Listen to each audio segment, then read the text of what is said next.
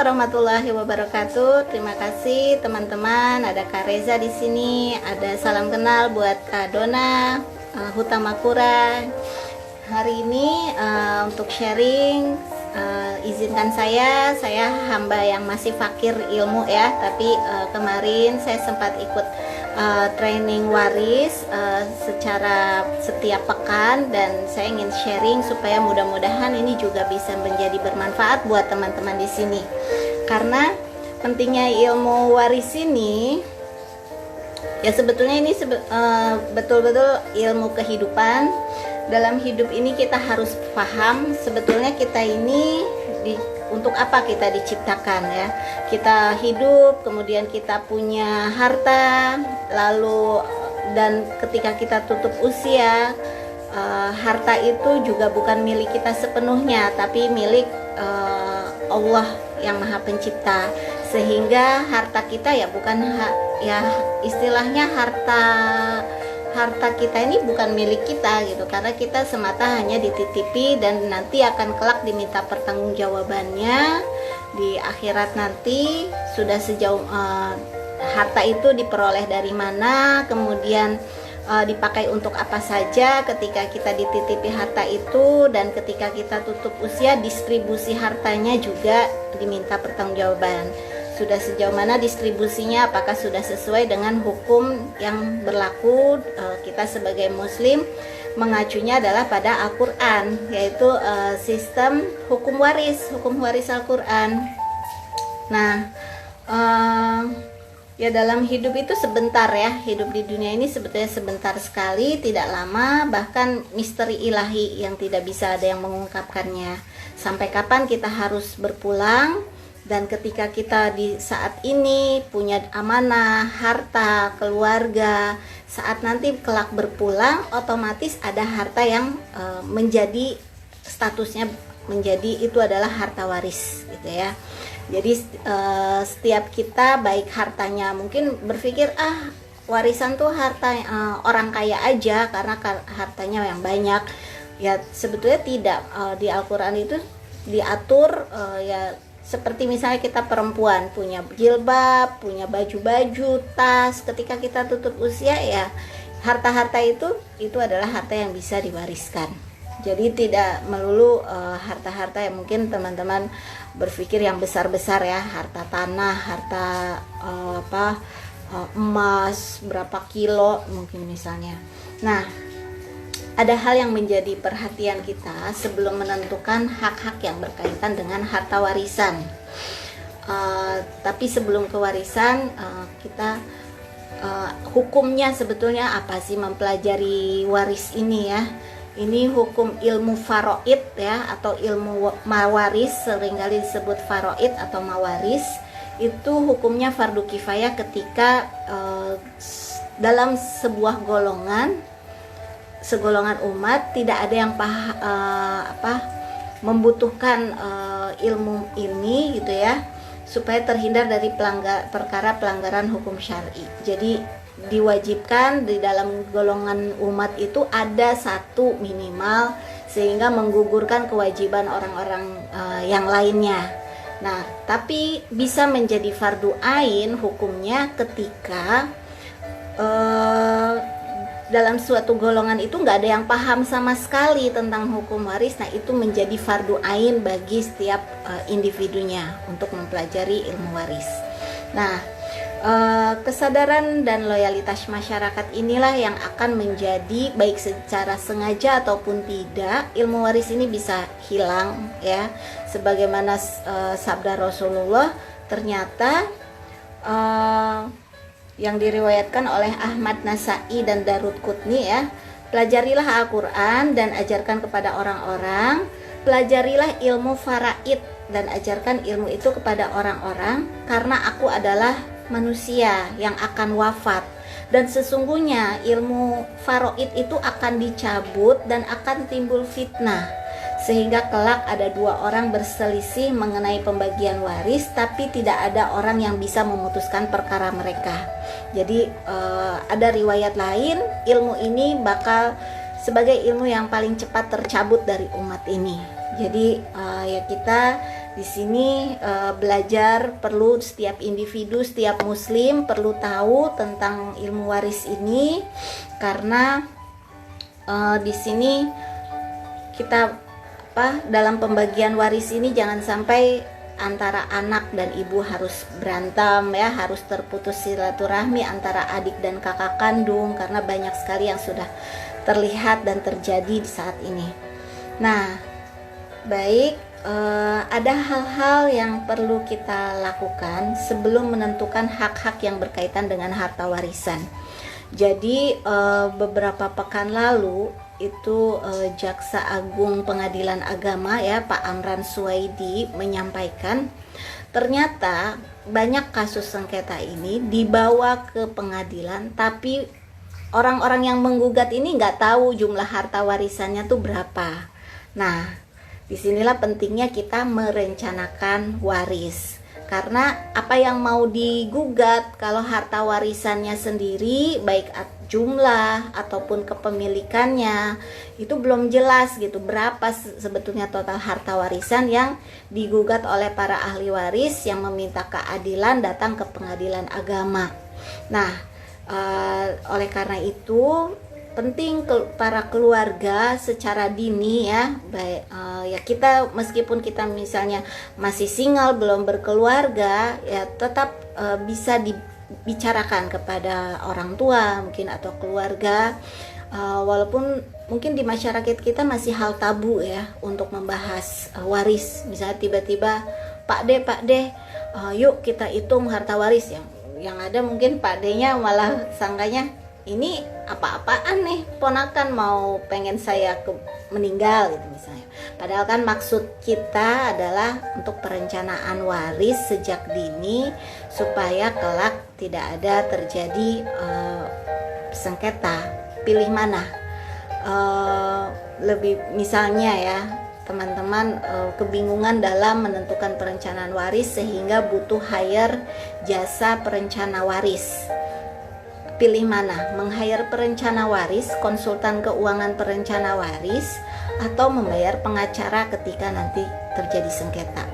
Ya pastinya pengacara jauh lebih mahal, dan yang namanya sudah masuk ke ranah pengadilan, otomatis ya silaturahmi juga sudah ya sudah terjadi, konfliknya sudah pecah gitu, sudah terjadi konfliknya, sudah ada yang gugat menggugat.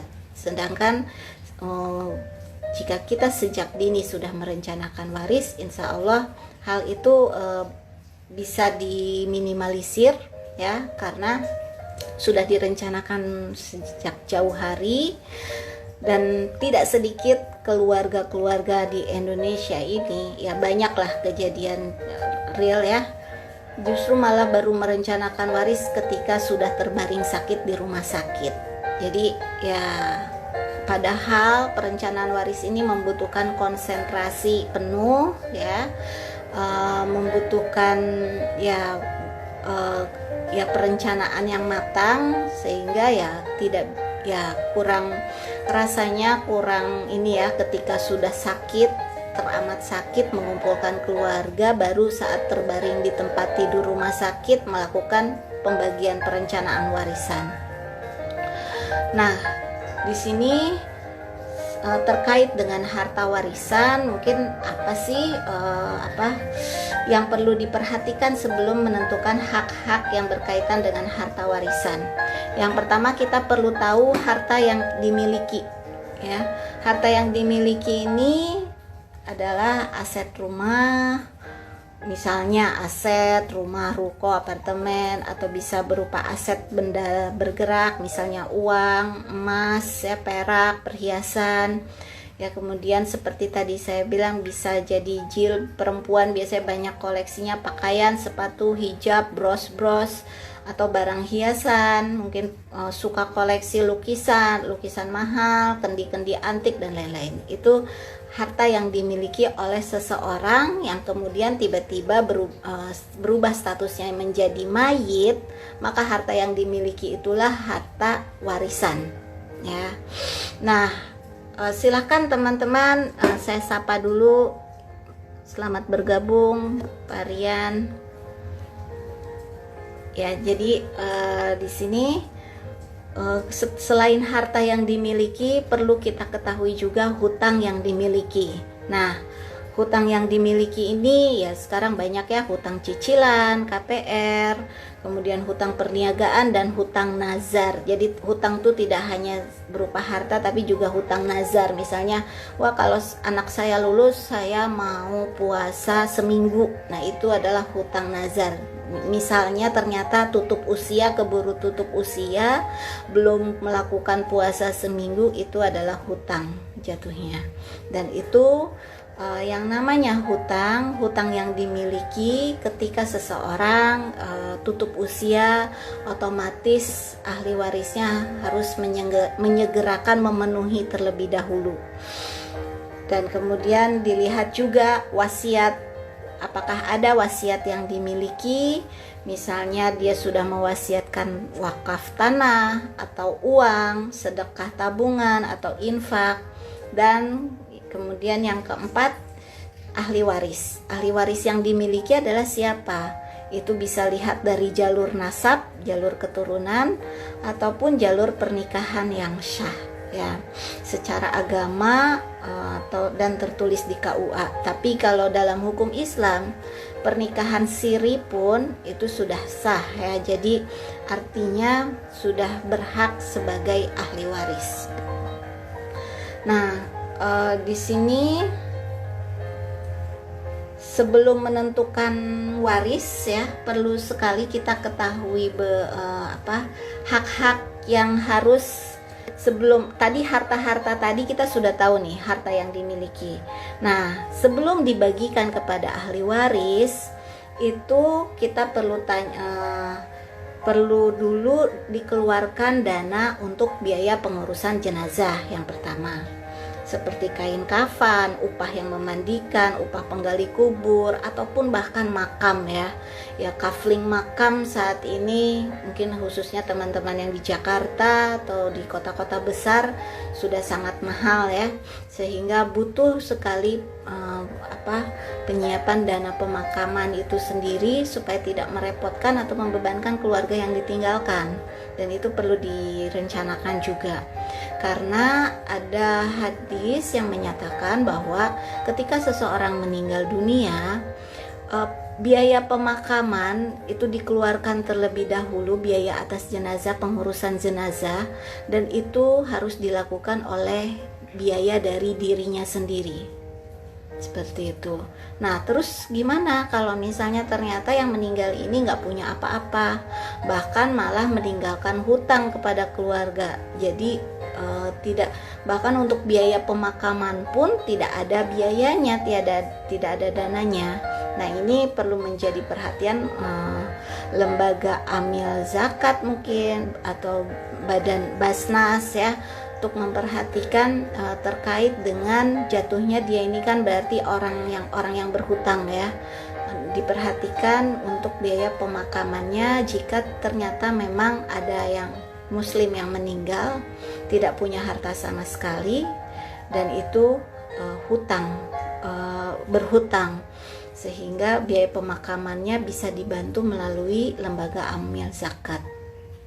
Seperti itu. Dan ini mudah-mudahan menjadi concern lembaga amil zakat kita di sini untuk mempersiapkan dan memperhatikan perihal tersebut.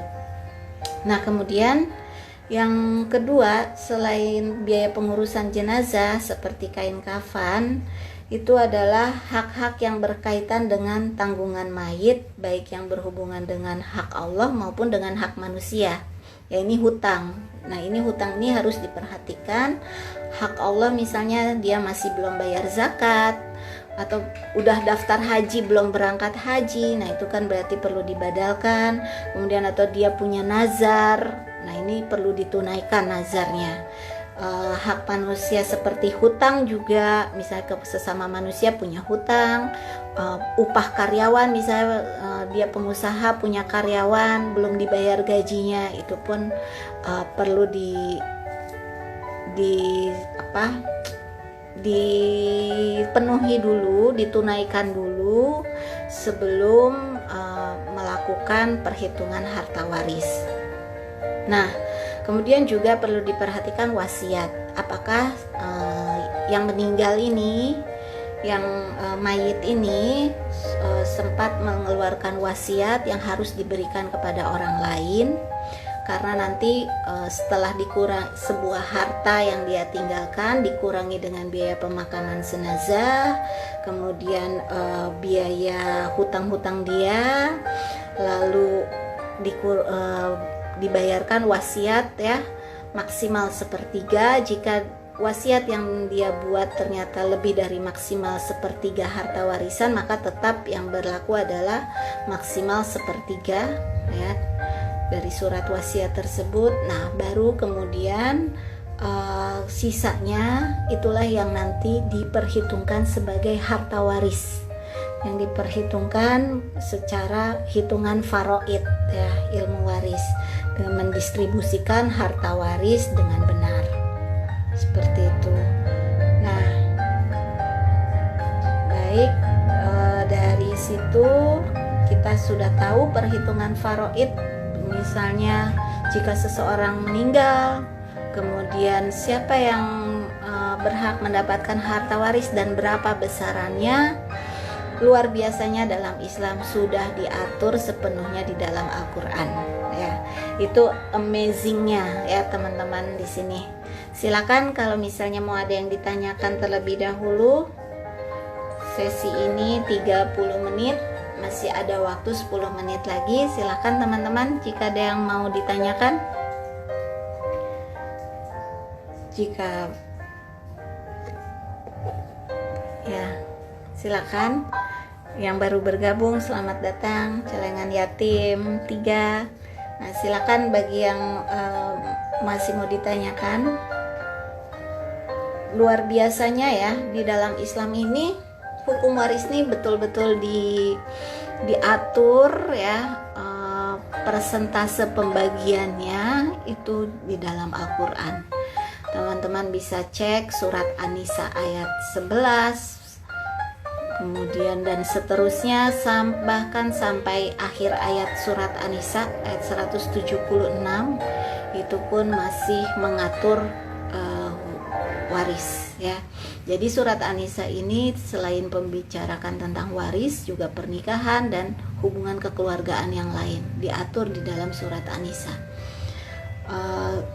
Ya, jadi tidak ada alasan lagi memang bagi seorang muslim ketika pembagian harta waris, ya sudah mengacu pada ilmu waris dalam Al-Quran. Kalau misalnya ada seseorang yang tidak setuju, pengen ngikut hukum perdata saja deh, kan ini hak asasi manusia gitu ya. Misalnya saya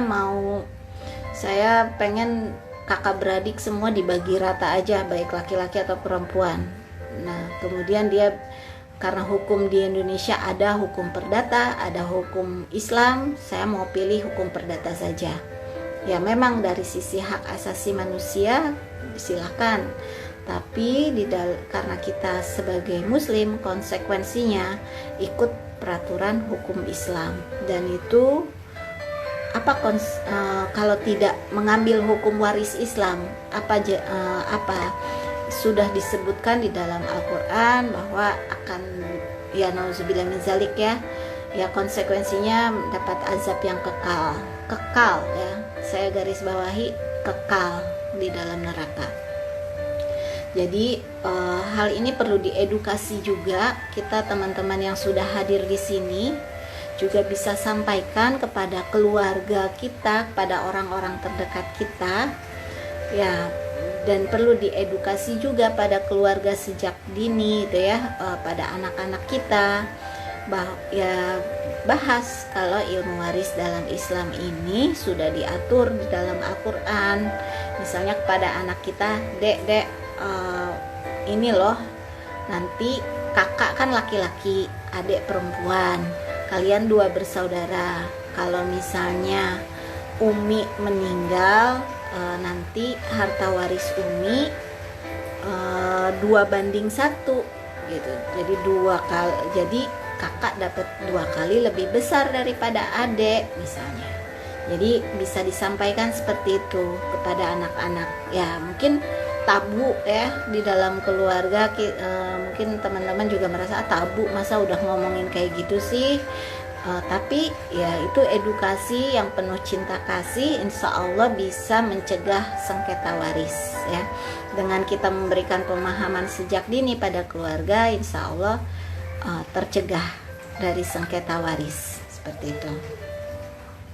Baik, ada yang mau ditanyakan di sini? Silahkan, bisa di kolom komentar.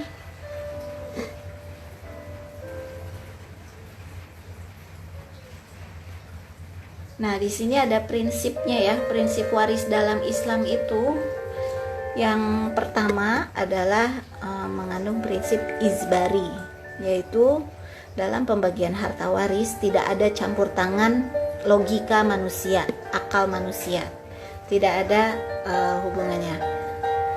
Halo Reza, selamat bergabung Reza.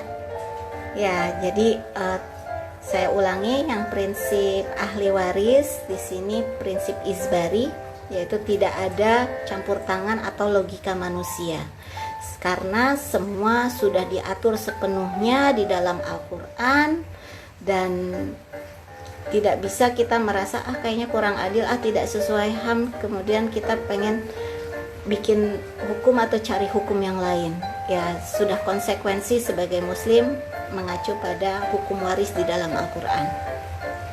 Kemudian yang kedua, prinsip segera ya, segera. Jadi menyegerakan pembagian harta waris.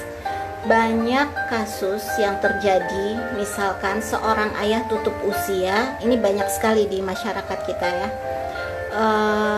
Ketika tutup usia meninggalkan sebuah rumah, ibunya masih ada, satu sisi anak-anak pengen dilakukan pembagian harta waris, sedangkan ibunya tetap bersikukuh, sayang jangan jual rumah ini rumah peninggalan ayahmu, banyak kenangan ya.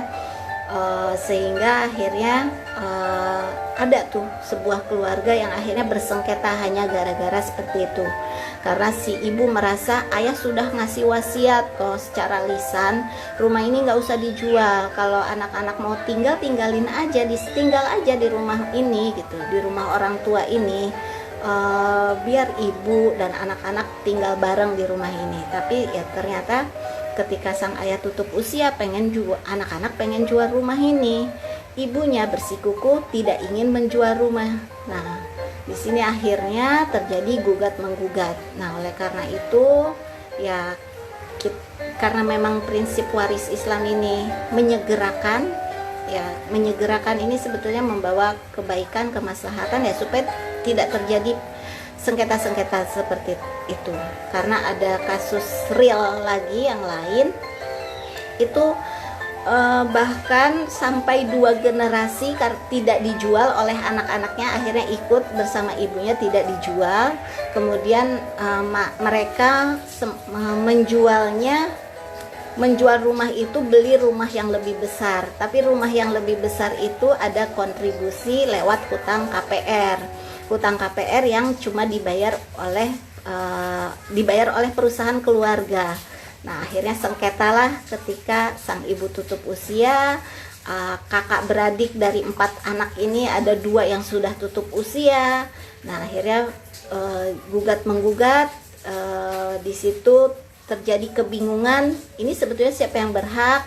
Pakai uang perusahaan, pakai hutang, udah lebih rumit gitu, karena yang meninggal pun sudah tutup usia gitu ya, yang ahli warisnya sebagian sudah ada yang tutup usia, kalau ada anak cucunya ya berarti anak cucu juga punya hak seperti itu. Jadi disitulah pentingnya kita menyegerakan. Kemudian yang ketiga, akurat. Nah, akurat inilah yang paling terpenting di sini.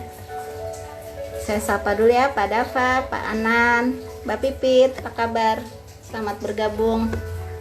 Ya, jadi prinsip yang ketiga dalam prinsip waris Islam yaitu akurat ya, karena keakuratan perhitungan harta warisan. Dan ini saya ulang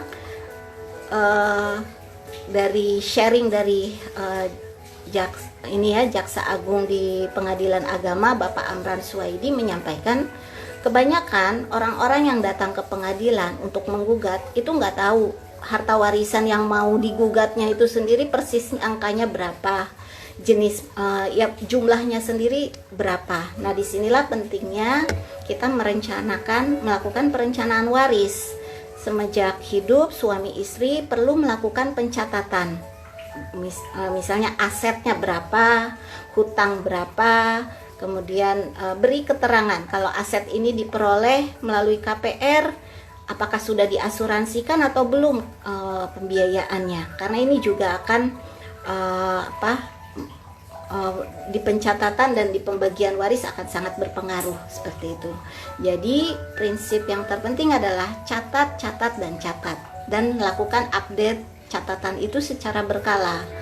Jadi sehingga ketika misalnya yang punya harta ini tutup usia, sudah ada catatannya. Oh, ini catatannya, sehingga mudah untuk menghitung harta warisan yang akan dibagikan seperti itu.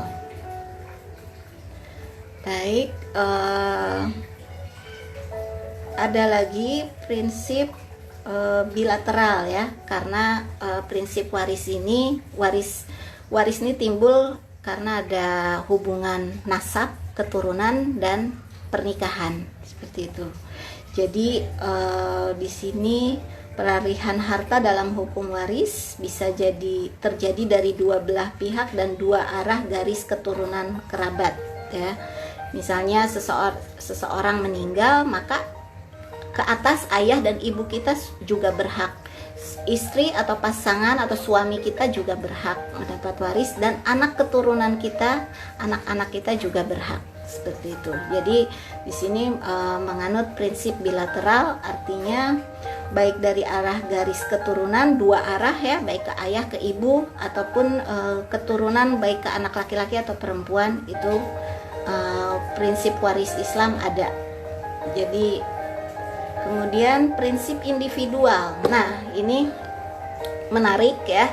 Ketika seseorang meninggal dunia, kemudian hak warisnya itu, misalkan anaknya ada 4, 2 laki-laki, 2 perempuan. Tapi ternyata sang ayah meninggal ketika si anak laki-laki yang satu sudah meninggal, sehingga sisa 3 anaknya. Nah, artinya yang mendapatkan hak waris adalah hanya anak-anak yang masih ada, seperti itu. Sehingga sang anak yang sudah tutup usia, meskipun dia punya keturunan ya, itu tidak memiliki hak. Jadi seperti itu prinsipnya. Baik, kemudian prinsip keadilan berimbang dan semata akibat kematian. Bagaimana kalau misalnya koma gitu ya, di rumah sakit, apakah sudah bisa dilakukan pembagian harta waris? Ya, tidak, karena semata disebabkan oleh kematian. Kematian ini dan jangan dikarenakan pembunuhan, karena itu membatalkan hak waris jika pembunuhan dilakukan oleh ahli warisnya sendiri. Nauzubillah min zalik ya Bapak Ibu. Nah, kemudian juga ada prinsip membagi habis harta warisan ya, jadi harus dibagi habis ya. Ketika harta seseorang yang meninggal itu ada harta warisan, dibagikan habis, membagi habis harta warisan. Oke, baik, terima kasih banyak. Ada yang mau ditanyakan terlebih dahulu di dalam kolom komentar? Silahkan bisa diketik. Insya Allah hari Senin depan selama bulan Ramadan, setiap hari Senin dan Kamis saya akan sharing tentang ini ya. Mudah-mudahan bermanfaat buat kita semua sebagai muslim khususnya ya, karena perencanaan waris ini bukan hanya milik orang yang punya harta banyak, tapi setiap muslim ketika tutup usia punya harta, misal rumah, tanah, ataupun uang, ataupun punya pakaian, kebutuhan sendiri, pakaian, jilbab, tas dan lain-lain, itu pun menjadi harta waris ya. Dan hutang pun ini hati-hati ya, bisa ketika seseorang tutup usia hutang menjadi harus ditunaikan oleh ahli waris seperti itu. Nah silakan, baik teman-teman yang mau yang ingin ditanyakan, insya Allah hari Senin depan kita bisa bahas terkait apa fungsinya asuransi di dalam warisan, kemudian membahas tentang wakaf juga, dan bagaimana sebuah wasiat dan hibah ya terkait dengan warisan ini. Oke, baik, jika tidak ada yang ditanyakan, terima kasih banyak yang sudah menyimak dari awal sampai akhir, dan terima kasih yang sudah bergabung. Mudah-mudahan bermanfaat. Dan jika mau ditanyakan lebih lengkapnya, silakan bisa japri ya, bisa di link bio Instagram saya ada WA IG-nya, silakan. Wassalamualaikum warahmatullahi wabarakatuh.